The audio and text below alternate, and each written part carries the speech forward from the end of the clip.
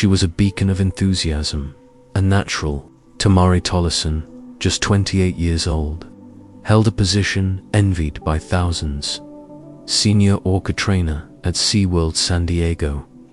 For Tamarie, it wasn't just a job, it was a calling, a passion etched into every fiber of her being. She didn't just train orcas, she connected with them, building relationships based on mutual respect, understanding, and a genuine love for these magnificent creatures. Think about it. Picture those vast blue tanks, the thunderous splashes, the synchronized leaps, the very image of harmony between human and animal. That was Tamarie's world. She'd spent years studying orca behavior, learning their individual personalities, their quirks, their communication methods. She knew the subtle shifts in their moods, the flick of a tail that signaled excitement, the gentle nuzzle that meant affection to the crowds packing Shamu Stadium. The orcas were awe-inspiring performers, massive, powerful, and seemingly untouchable. But to Tamarie, they were individuals, each with their own story, their own sensitivities. She treated them like family, spending countless hours alongside them, not just during shows, but in quieter moments, fostering a bond that went beyond simple command and obedience. Two orcas, in particular, held a special place in her heart: Orchid and Splash. Orchid, a female born at SeaWorld, was known for her intelligence and quick learning, but also for a certain assertiveness. Let's be honest, Orchid had a reputation. Splash, a male transferred from SeaWorld San Antonio, was a behemoth of an orca, impressive in size and power. But he too had a complicated training history, a bit of a wild card at times. Tamarie, however, saw past the labels, working diligently to build trust and rapport with both of them. Those who worked with Tamarie described her as calm, confident, and utterly devoted. She had an innate ability to connect with animals, to understand their needs, and to earn their trust. She was a firm believer in the power of positive reinforcement, of building a relationship based on mutual respect rather than fear. To her, the bond between trainer and orca was sacred, a testament to the potential for understanding and cooperation between species. July 8, 2002, a seemingly ordinary day in Southern California. The sun was shining, the air was warm, and the crowds were eagerly anticipating the first show at Shamu Stadium. Tamarie arrived early, her usual bright smile radiating as she greeted her colleagues. Everything felt routine, familiar, but beneath the surface of the calm, there was a current of unease, a quiet hum of awareness. Because the truth is, working with orcas, especially those in captivity, always carried a risk. Behind the dazzling smiles and impressive routines, there were whispers, hushed conversations in break rooms and locker hallways. Trainers knew the power these animals possessed, the sheer force they could unleash. They knew that even the most well-trained orca could, in an instant, revert to its primal instincts. And Orchid, well, Orchid had a history. There had been incidents, small infractions, moments where she tested boundaries, pushed the limits. Nothing major, nothing public, but enough to raise concerns among the training staff. There was the time she grabbed a trainer's ponytail, pulling with surprising force, a reminder of her immense strength, a warning, perhaps. Tamarie knew the risks. Every trainer did. They underwent rigorous training, learning emergency procedures, practicing escape techniques. They understood the inherent dangers involved in working so closely with apex predators. But they also believed in what they were doing. They believed in the importance of education, of conservation, of fostering a connection between humans and the natural world. That morning, as Tamarie walked towards the back pools of Shamu Stadium, she carried that belief with her. She believed in the whales. She believed in the bond they shared. She believed that today, July 8th, would be just like any other day. But there was something in the air, an almost imperceptible shift in the atmosphere, a tension that hung heavy, unnoticed by most. Could anyone have sensed what was about to happen? Could anyone have foreseen the tragedy that was about to unfold? Because in just a few short hours, that same stadium would fall silent, and Tamarie Tollison would find herself fighting for her life, trapped beneath the surface of the pool, a terrifying struggle unfolding in the depths of a nightmare. It would change everything, not just for Tamarie, but for SeaWorld, for the entire industry. It was a day that would forever be etched in the annals of marine park history. It was Monday, July 8th, 2002, a seemingly ordinary morning at SeaWorld San Diego. Tamarie Tollison, a seasoned Orca trainer, entered the Shamu Stadium pool, ready for a routine training session with Orchid and Splash.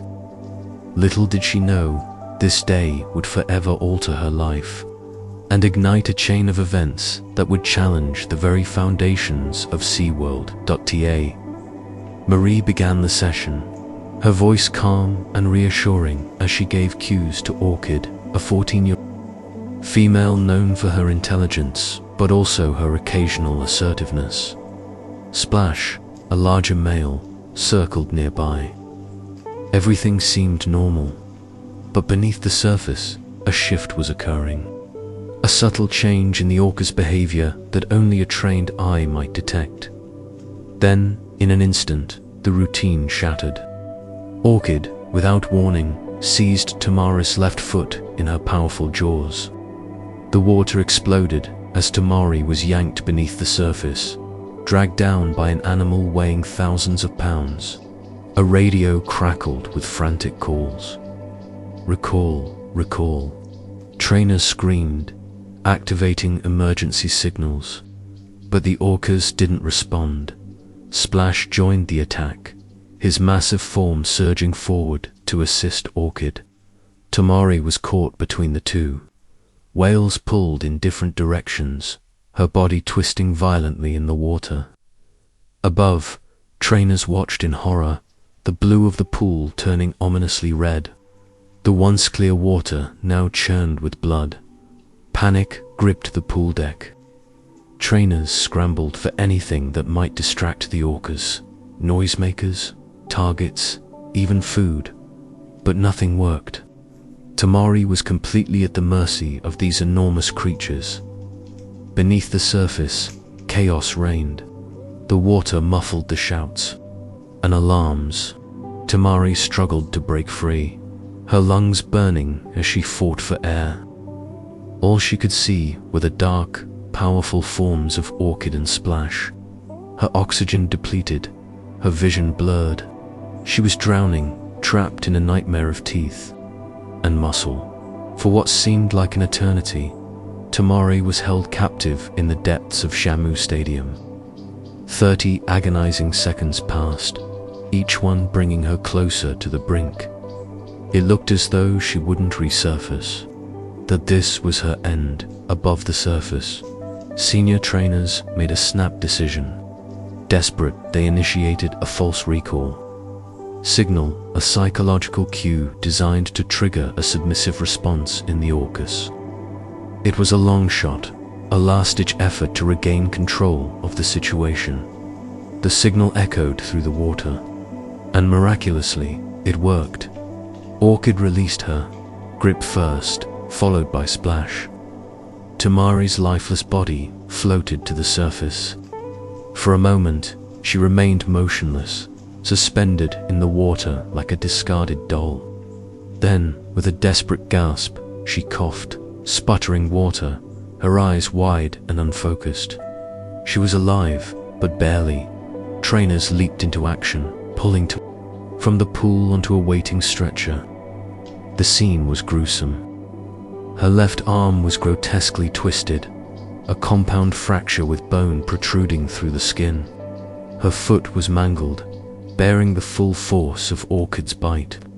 Bruises and lacerations covered her torso. The concrete was stained crimson.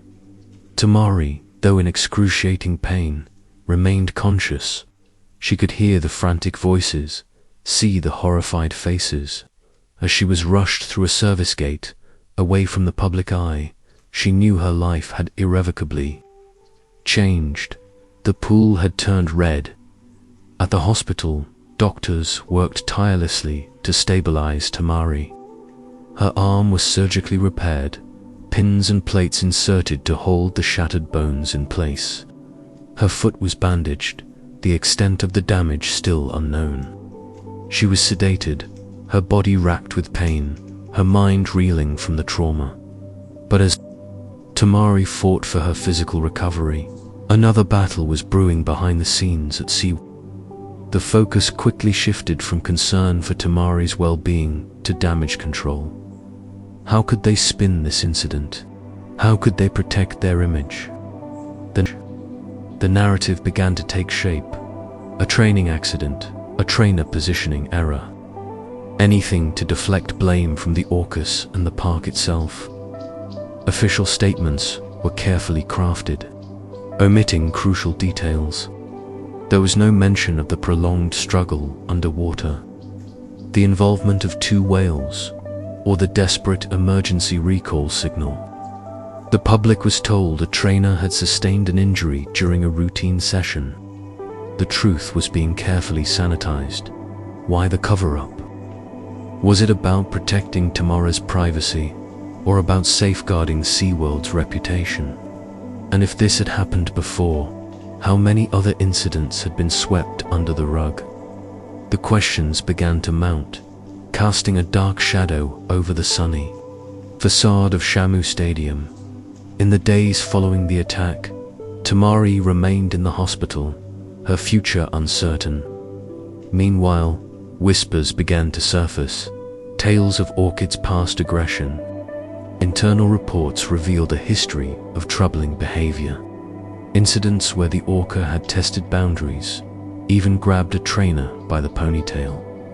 These weren't isolated incidents. They were documented patterns, red flags that had been ignored or downplayed. Trainers who voiced concerns were often silenced, their careers subtly sidelined. The show had to go on. The illusion of harmony between humans and whales had to be maintained. Even more disturbingly, internal memos reportedly flagged both Orchid and Splash as higher-risk animals for in-water interactions. They were known liabilities, yet they remained in the training rotation. Tamarie was sent into the water anyway. Was it negligence, hubris, or something even more sinister? The attack on Tamarie Tollison wasn't just an accident. It was the culmination of years of ignored warnings, a tragedy waiting to happen. She wasn't the first trainer to be pulled under, but she was the one who survived. And her survival forced SeaWorld to confront questions they had long avoided. As the immediate chaos subsided, a chilling silence descended upon SeaWorld San Diego. Tamarie Tollison, now in the hands of paramedics, was fighting for her life. But back at Shamu Stadium, another battle was just beginning. The battle for control of the narrative. In the high-pressure environment of SeaWorld's executive officers, the focus swiftly shifted from the tragedy itself to its potential fallout. The question wasn't just what happened, but what will this look like? The wheels of damage. Control began to turn, meticulously crafting a carefully worded account of the incident.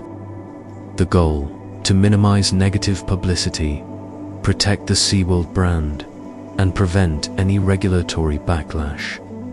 The official line, disseminated through press releases and internal memos, painted a picture of a routine training exercise gone awry. Tamarie, they said, had sustained injuries during a session with the Orcas. Noticeably absent were any details about the ferocity of the attack. The fact that she'd been dragged beneath the surface, or the involvement of 2 killer whales. The emergency recall signal that had potentially saved her life. Completely omitted. The word aggression was conspicuously absent from the vocabulary. This wasn't an isolated incident. The playbook was well worn, a strategy employed by marine parks across the country to downplay incidents and shift blame. If an animal acted out, it wasn't a flaw in the system, but a trainer error. A subtle but crucial distinction. But why? Was it about protecting Tamarie's privacy and recovery? Or was it about shielding SeaWorld from scrutiny? Preserving the carefully constructed image of harmony and trust between humans and orcas. The more you dig, the more this feels less about what happened to her, and more about what this does to them, and that, friends, is always a red flag. As Tamarie began her long and arduous recovery in a hospital bed, a different reality started to emerge. Whispers began to circulate among trainers. Whispers about Orchid's history, whispers about past incidents, and whispers of what had been swept under the rug.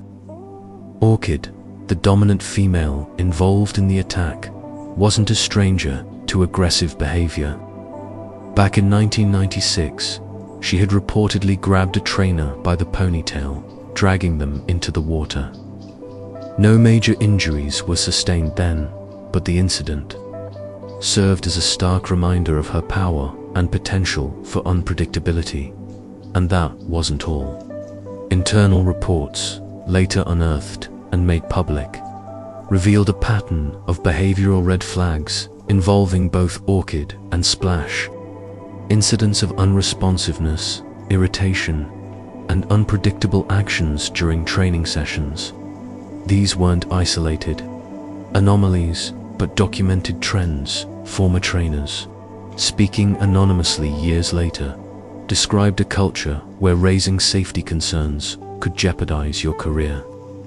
Voicing doubts about waterwork meant risking reassignment, being ignored, or even facing subtle forms of retaliation. The mantra was clear: the show must go on.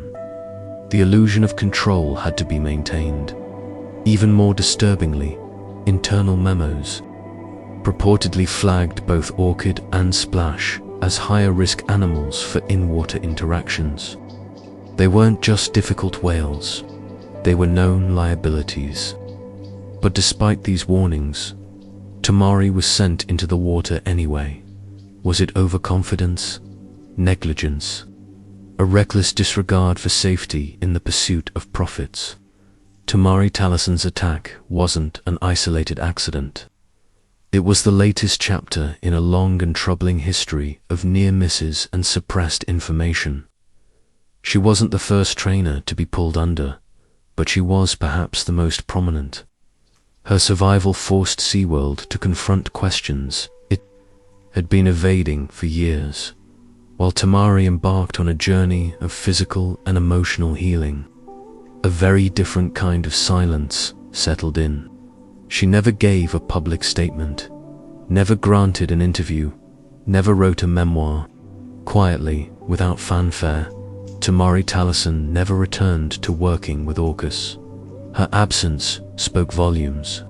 It highlighted the trauma she had endured, the uncertainty she faced, and the devastating impact the attack had had on her life. How do you go back to the water when the animals you trusted nearly took your life? And perhaps more hauntingly, how do you move on when the world around you seems to have moved on while you're still grappling with the aftermath? But the show went on. The whales remained in the stadium, and the crowds continued to cheer.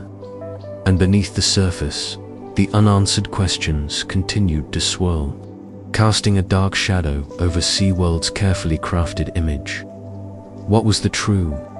The extent of the cover-up? What risks were trainers routinely exposed to? And what was the price of maintaining the illusion of safety and control? While Tamarie disappeared from the public eye, Orchid and Splash, the Orcas involved in the attack, remained very much in the spotlight. Orchid, the one who had clamped her jaws around Tamarie's foot, continued to perform in shows at SeaWorld San Diego. To the unsuspecting audience, she was simply another star of the Shamu show, strong, graceful, and obedient. But those who knew the truth, the trainers, the insiders, the ones who had witnessed her aggressive behavior firsthand, knew that there was far more to the story. Even after the attack, SeaWorld kept Orchid in rotation, despite her well-documented history of aggression.